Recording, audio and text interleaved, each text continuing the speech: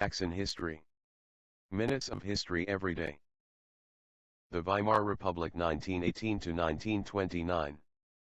Defeat in 1918 led to the Kaiser's abdication, a republic, and a new constitution. The new Germany faced huge problems, not least those caused by its punishment in the Treaty of Versailles. The origins of the Republic, 1918 to 19. The end of World War I. By autumn 1918 it was clear that Germany would lose World War I. From November onwards a series of events occurred which became known as the German Revolution. The Kiel Mutiny.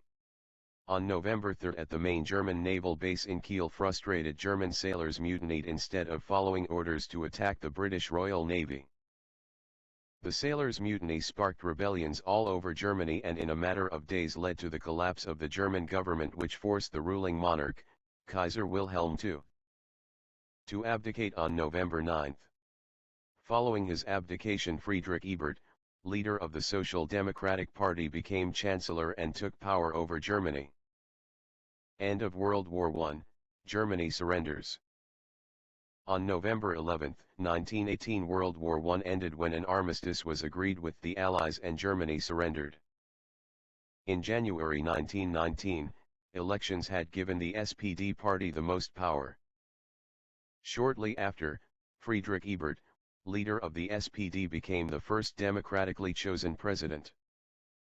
He and his party started to draw up a new constitution for Germany. They met in the town of Weimar as Berlin was deemed too unsafe after the Spartacist uprising earlier in the month. Although a considerable number of deputies voted against it, the new constitution was eventually approved and signed in August 1919. This government eventually became known as the Weimar Republic. The Weimar Constitution.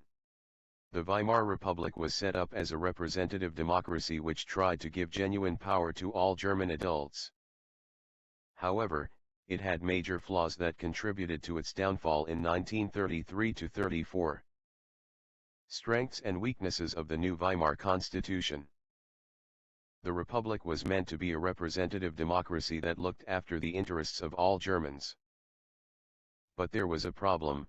Many Germans did not like the idea of democracy, and the constitution contained two major flaws. Strengths. A genuine democracy, elections for parliament and president took place every 4 years and all Germans over 20 could vote. The power of the Reichstag. The Reichstag appointed the government and made all laws.